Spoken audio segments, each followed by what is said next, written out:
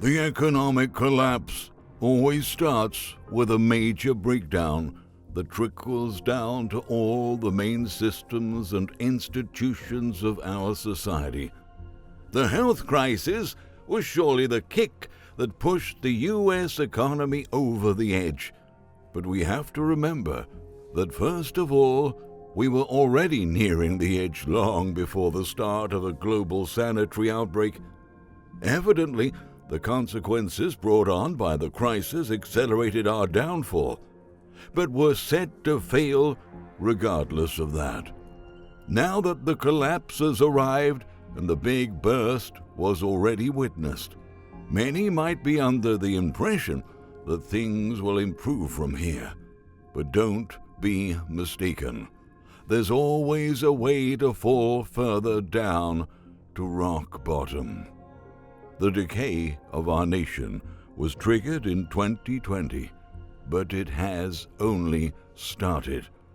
And today, we bring you the latest numbers to prove to you that everything around us is still crumbling, and the worst is yet to come. So, welcome to today's Epic Economist video. Don't forget to give this video a thumbs up, share it with your friends, and subscribe to our channel to keep updated with future videos.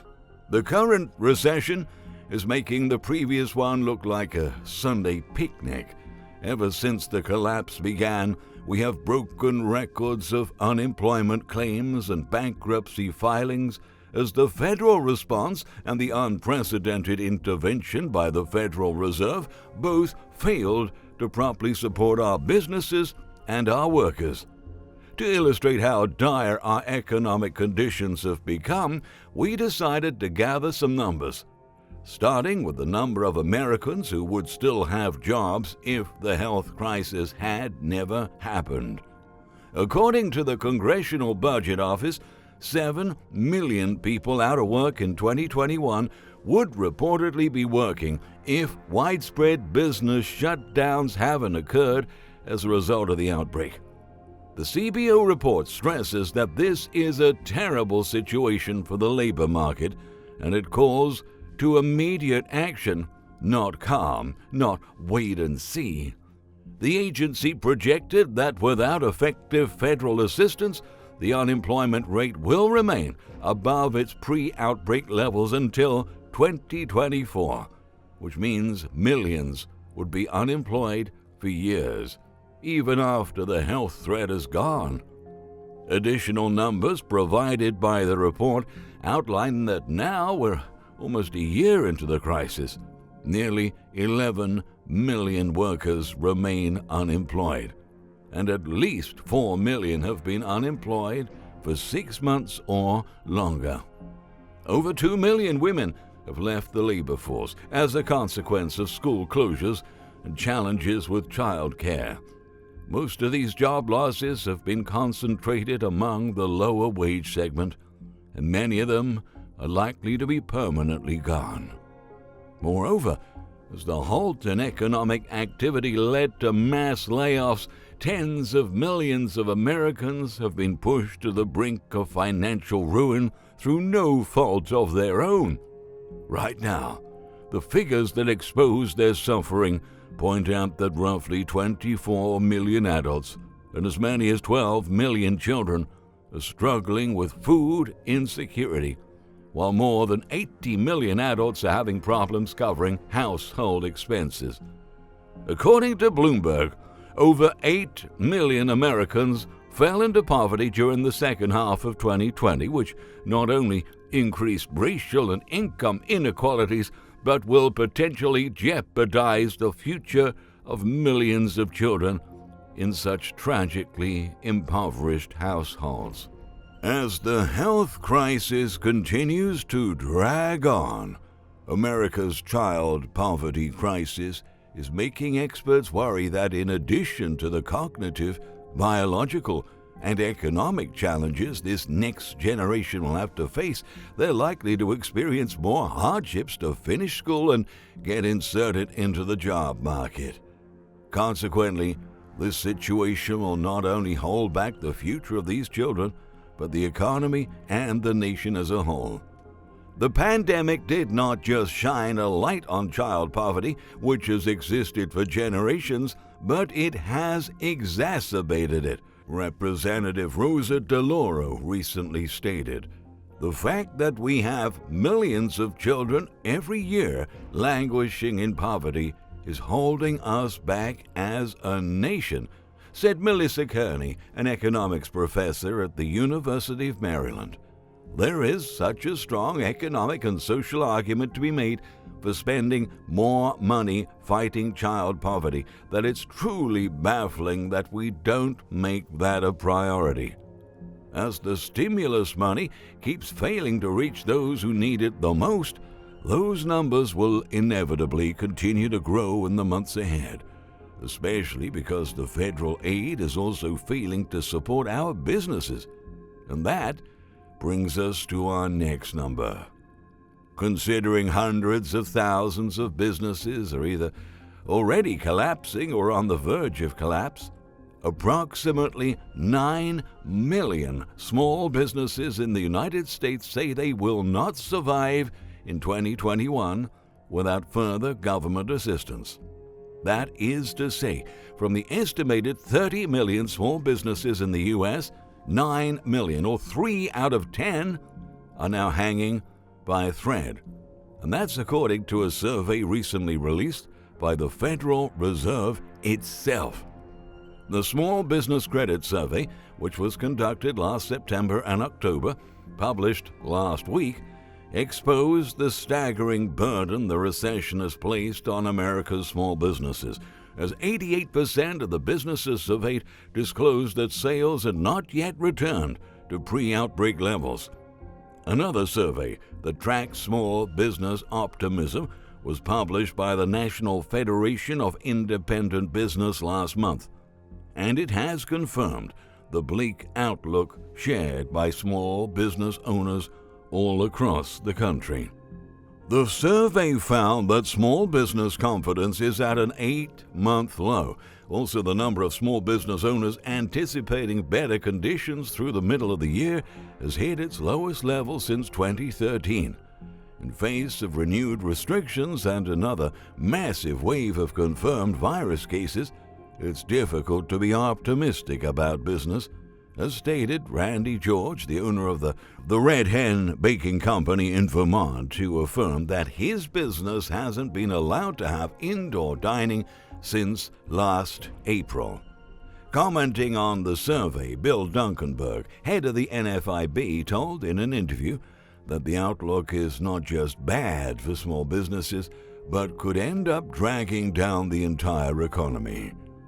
When businesses start predicting their sales are going to decline, this means they're going to feed back into their capital spending plans and their inventory investment plans and their hiring plans, he said.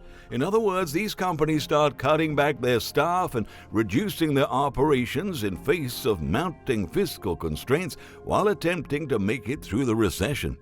But in several industries, even after these changes are put into place, with social distancing regulations, movement restrictions, and low rates of consumer traffic, the functioning of these businesses remains impaired. That's the case of the airline industry. In a recent article, Wolf Richter posted on his blog, Wolf Street, the financial writer reported that over the past 7 years, an average of only 707,000 passengers a day pass through TSA checkpoints at U.S. airports, which is used as a measure of how many passengers in the United States are flying somewhere.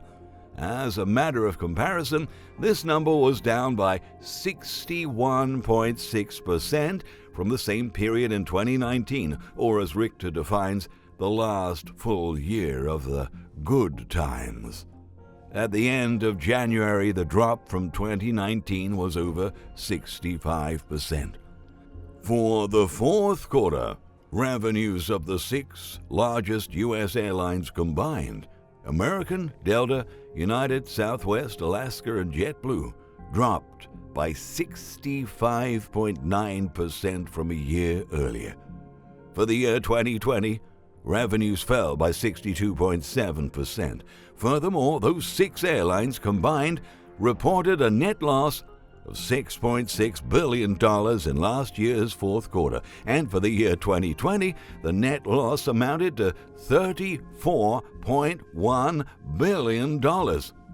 Richter argues that even if business eventually goes back to normal, whatever that may mean, and however many years this may still take, amid growing industry suspicions that the lucrative business travel segment may never go back to the old normal, these airlines have piled up huge mountains of debt that will not go away.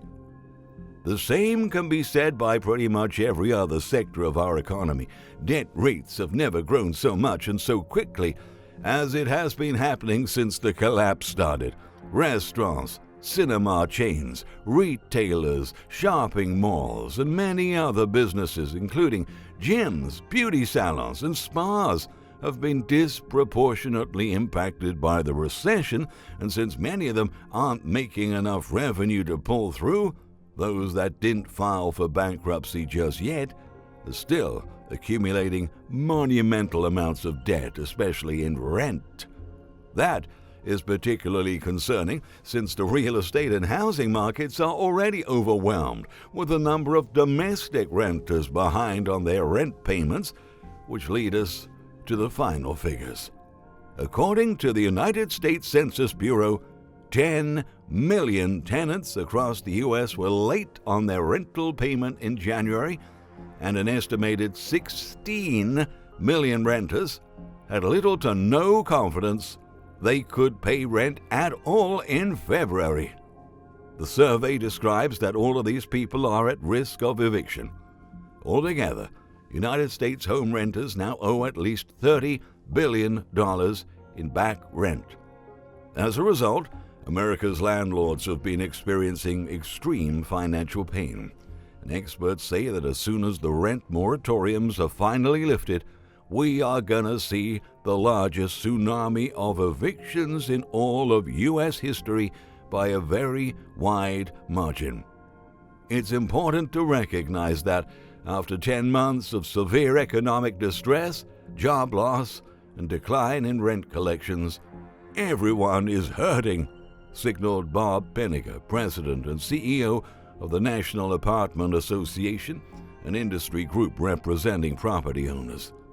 By extending the moratoriums further, he explained, it leaves landlords and property managers saddled with the financial burden of providing housing to America's 40 million renters without sufficient resources to do so, and they leave residents to accrue even more debt. Ultimately, Penninger highlights, residents, owners, and policymakers want the same thing, for tenants to stay in their homes. But as he argued, eviction moratoriums don't accomplish that because they create the misconception that everything is stable, when in fact, they are far from it. Renters will still owe huge amounts of back rent once the moratorium is lifted, and on the other hand, landlords are still struggling to figure out how to afford their monthly expenses. They just kick the can down the road, jeopardizing housing supply, the quality of the housing stock, and affordability on the other side of this crisis, he said. When adding domestic and commercial back rent, the estimates climbed to $70 billion in rental debt. Even with federal aid, the debt load won't disappear. We got $25 billion out of second stimulus. There might be $25 billion in additional rent relief coming, he said, but that still leaves $20 billion out there. So taking a step back, looking at the overall picture, we can see how the effects of the collapse have infiltrated all over the economy. Prospects for the future remain gloomy, as many crises are still unfolding all over the country, and the consequences of them are yet to be assessed. The industries that didn't immediately melt down after the recession began are now steadily decaying, while the ones that were hit the hardest by the downturn are completely disintegrating right before our eyes. Jobs are being shed with every day that passes. Millions upon millions of Americans are deeply suffering from the financial setbacks the recession forced them to face. These are very dark times for the economy of the United States, and it seems like much more pain is on the horizon. If you enjoyed this video, you will probably enjoy Michael Snyder's latest book, Lost Prophecies on the Future of America, now available on Amazon. Please feel free to share your thoughts in the comments section down below. Don't forget to turn on the bell to always get our latest notifications. See you guys on the next one.